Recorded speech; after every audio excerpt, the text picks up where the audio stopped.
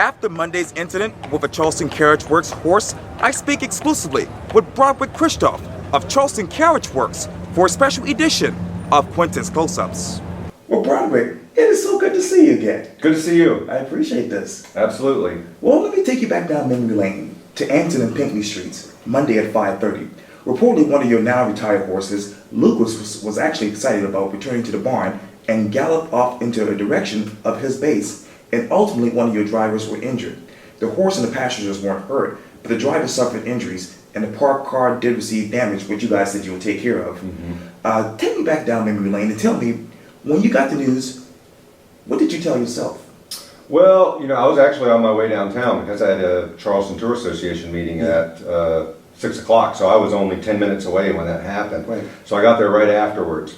And, the driver had some bumps and bruises, so the driver wasn't even moderately injured from that event. So we were very fortunate that the only damage really was that the van that the carriage hit the very corner of. Right. But at the time when I found out that it was Luke, then that's the same horse that 3 weeks ago we had almost an identical incident with, in the exact same place, and it really is almost the same. It unfolded really the same way. So we've been using that horse for a couple of years on tours without any issues. And in this past month, something has changed with the horse. So I'm not really sure what changed with him. Okay. And in that first event, we weren't really sure, why that happened. A lot of times you make an assumption that something scared the horse. Sometimes you can identify what it was, Right. and sometimes you can't, but you still make that assumption because horses that work in Charleston usually don't ever have any problems working in Charleston. Sometimes horses don't work out, but you find that out right on the front end.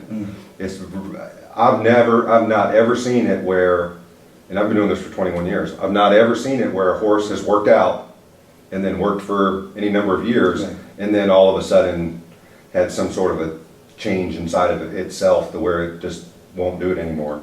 So when it happened the second time, that was the first thought that went through my mind was making sure that everybody was okay. Sure. So once I knew all the people and the animal were okay, then you can take a deep breath, and then then I found the owner of the van and talked to her and assured her that everything would be taken care of, and that's in process now, so that's already happening. Right.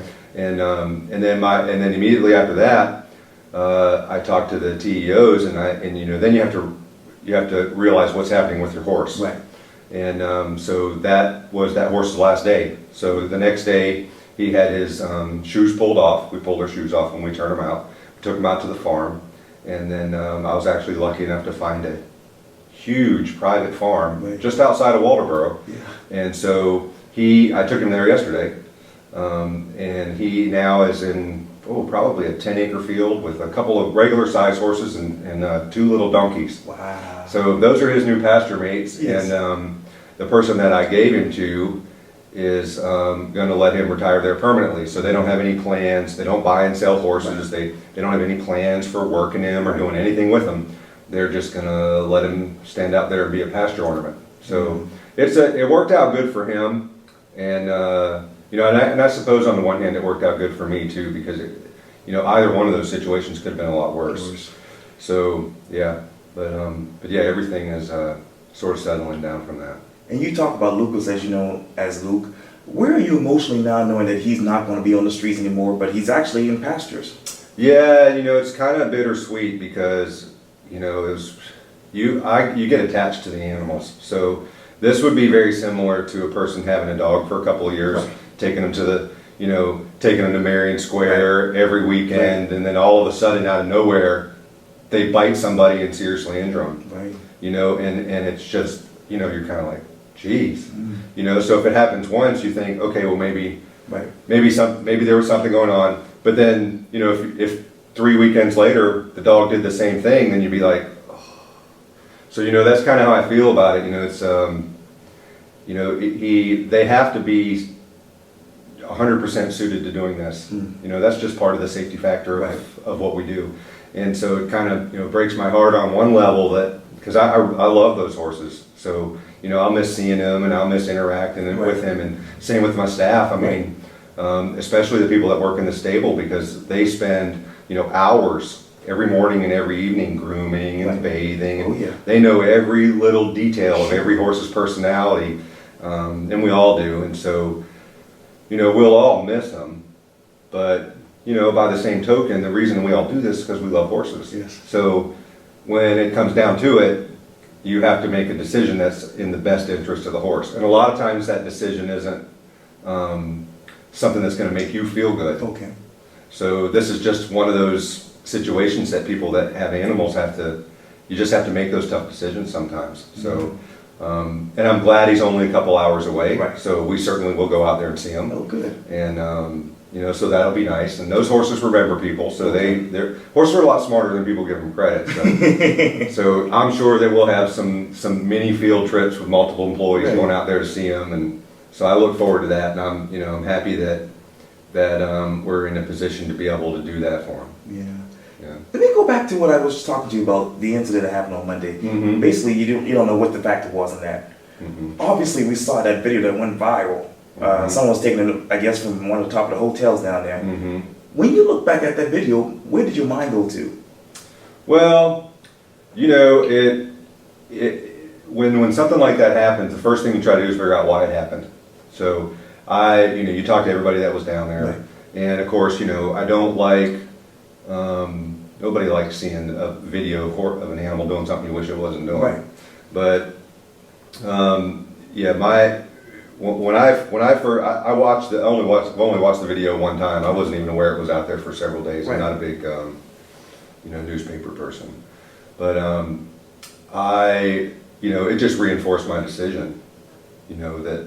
That you have to be responsive to what the animal needs. Okay. And you got to make those decisions. So, which I had already done, but it just made me feel better about what I had done. And the passengers on the carriage were actually all really nice. There were two separate groups on there, and and they all were completely understanding. Sometimes things happen. They're called accidents for a reason. Right. And do I wish that I could prevent all of them? Absolutely. I mean, who doesn't? Right. But you can do everything you can do, and you're still going to have some from time to time. And the important thing is that you you maintain your carriages to the standard that they keep people protected. Right. And you train your drivers so that if something like that happens, they can deal with the horse in such a way that the horse doesn't get injured, and that any injuries are minor. Right. So that's really the best that we can do. And I was happy to see in the video that the driver, Will, was doing everything that I thought he could do. So he didn't look like something was happening to him. He looked like he was trying to control what was happening. So I was happy to see that. And his actions definitely had a lot of impact on the result of that, of him running up that street. Because he, a lot of times if you ride horses, or even if you drive horses and you have space, if they run for some reason, something scares them or whatever, the best course of action is to not worry so much about stopping them, but worry about riding or worry about driving. So focus on riding the animal if it runs, or focus on driving the animal if it runs. Now, unfortunately in Charleston, you have cross streets and you have traffic, so there's a little more that goes into that equation. But if you were out in the middle of a farm or a field and that happened, you just focus on your driving, and eventually the horse would tire itself out and it'd stop. But in Charleston, with cross traffic and cross streets and pedestrians and bicycles, there's a lot of other factors. So you really only have a short distance to deal with it. And Will's decision to make that turn through that parking lot versus go up Anson Street was absolutely the right decision. Because, had they make that corner, now the horse ended up turning that corner and then he was able to get the shaft into that. There's a chain link fence there, and that's what stopped everything. But had they made the corner, there was nowhere to go. So that's a dead end street, and it was absolutely the right decision, and everything would have stopped back there one way or the other. So I felt like what we teach our drivers, because you have to teach. Most drivers will never experience a situation like that because it's just rare, but you have to teach it anyway. But it's not something you really get to practice. So I was really happy to see that the training came out. So like I said, I certainly don't like accidents, and I'm certainly not trying to minimize what happened. One of our main goals is to prevent exactly that from happening. So, we look at everything. We try to say, okay, could we have done anything better? Could we have done anything different? And then we all talk as a group, even among other companies. Right. And we try to make decisions about, well, maybe if we do this or maybe if we do that. But in this situation, I think it was just something changed with the horse, and which is okay. Not all horses are suited to doing this. And when you recognize that, you just have to make the decision for them. So yeah. And a couple of days after the accident, Charleston Animal Society CEO Joe Elmore told a television station this quote: "We advocate for a real scientific study to reform the system and ensure that the operators are following the law and that the city is enforcing the law. I believe over the past year there have been 20 incidents, which is far too many compared to other cities." Is it too many? Well, I don't think so, because you have to. What people have to realize is where the standard is for incident. Okay. So, for example, if a horse trips over its own feet on tour and doesn't fall down, doesn't skin its knee, Right. just trips, you have to fill out an incident report. So, is that an incident? Is that an incident or is that an accident? If you have a new horse and he turns a corner too sharp and the hub of the wheel Right. breaks the taillight of a car, okay, that's an accident. Right. So because of our requirements, which are pretty rigorous, we have to report all of those things. So yeah, I think if you were to go through the stack of 20 incidences, you would find a lot of really minor things, and if you looked at actual accidents, that they would be far fewer than 20. Now, is it a big number? I don't think it's a big number. Is it an unusual number? I really don't know, because I don't know what other cities' statistics are. But what I can tell you is that I've been doing this for 21 years, and there are no more incidences today than there were 20 years ago. The difference is that for some reason, if a horse takes the taillight breaks the taillight of a car, it's front page news in Charleston. So on the one hand, I feel very fortunate to live in a city where something so minor is what's on the front page of the newspaper, because a lot of cities have real problems. Right. So on the one hand, I feel that we're all very lucky to live in a city where a horse that tripped over its own feet is on the front page of the paper for 3 days in a row. I think that's a blessing. But we do everything that we can anytime there's any kind of an incident to learn from it. But I think what people need to realize is, just because certain members of the media decide to look at the carriage industry with a magnifying glass, it doesn't really make what you're looking at bigger. It's only bigger when you're looking at it through the magnifying glass. The actual nature of the thing is the same. So, I honestly don't believe that there are any more incidences than there have been in the past. It's just that we report absolutely every little thing. So on a cursory, in a statement like Mr. Elmore made, he would be correct. There's 20 incidences, but I think if you actually really looked at those incidences, you would find out that a lot of them are really minor, and maybe that number is a result of the reporting. For example, I don't know if you've ever had the police department deals with this exact same issue. So when the police department responds to certain things, there is a threshold at which a report is taken. So below a certain threshold, they don't take a report, because if they took a report for every little thing that happened, it would lead the public to believe that everything was out of control. And that's kind of what's happening in this situation, is that we don't really, maybe that's something that needs to be addressed with the city. Maybe the threshold is too low for a carriage incident report to occur. Maybe there should be a dollar amount of property damage, or a requirement of some kind of personal injury or something before an incident report is generated. And then I think those statistics would probably look better, to the average person, the same way the police department does it. But yeah, I don't think that there's any greater incidents. We have new horses. You're always training new horses. Right. You're always training new drivers. Right. People make mistakes. I mean, anybody that's ever had a teenager learn how to drive,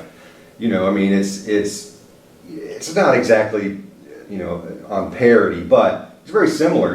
If you've never pulled a trailer, or if you've never, you have the geometry of the carriage, right. And sometimes people just make mistakes. Mm-hmm. And above all of that, you're also dealing with an animal that has a mind of its own. Mm-hmm. So, that's been trained to do what it does, but if you give it the wrong cue, there's just a lot of factors at play. But sure.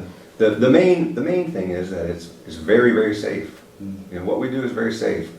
So, I don't know if you know, but about just some statistics. But South Carolina, we had almost 1,000 people killed in vehicle accidents last year, and we're kind of up there in the top.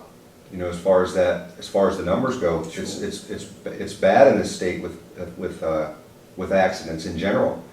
And a full third, only 2/3 of those accidents were automobile. Mm. So the other third were bicyclists, motorcyclists, right. Pedestrians. Right. So in an interesting statistic, in South Carolina, you're actually more likely to be killed riding a bicycle than a motorcycle.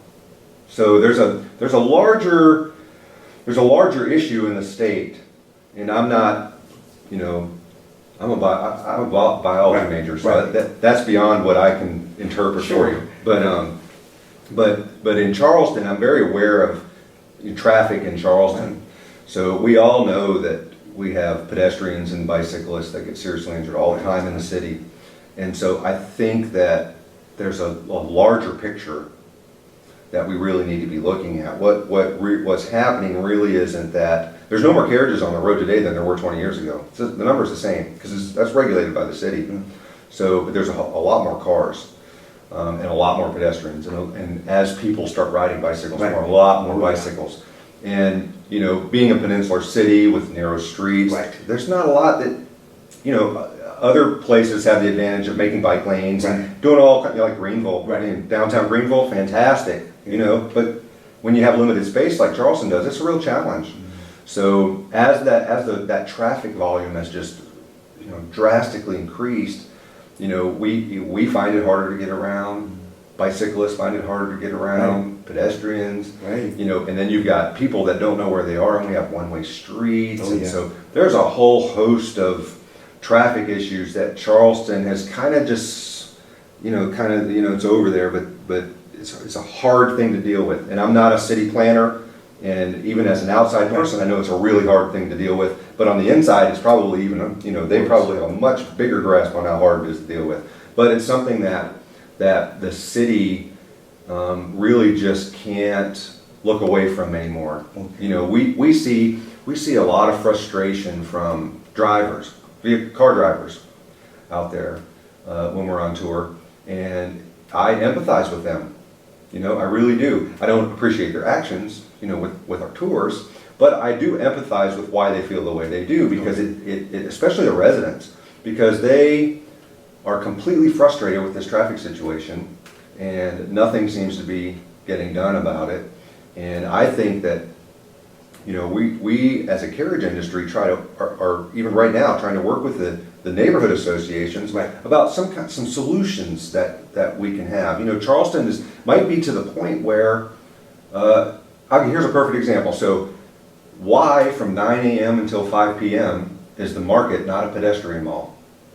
I mean, how many people are crossing and going through all those intersections and back and forth? The vendors should be right. allowed to come in, have all that space to set up in the morning, and then park, and then they should close the market down, and then they should open it up to let the vendors come in there unobstructed, move all their stuff out. It would make what they do more efficient. It would make the market more efficient.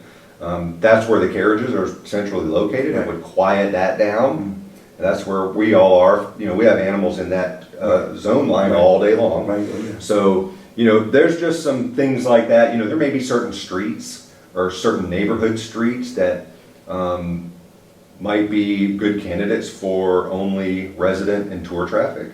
You know, there's some big questions out there about what happens in Charleston as far as traffic goes moving forward, because you know we have all the new hotels that are coming, Right. and all those people have cars, Right. and so you know this traffic thing is not going away. It's on a steady increase. It's going to keep steadily increasing, and none of the roads around here are going to get any bigger because they can't. So there has to be some really creative.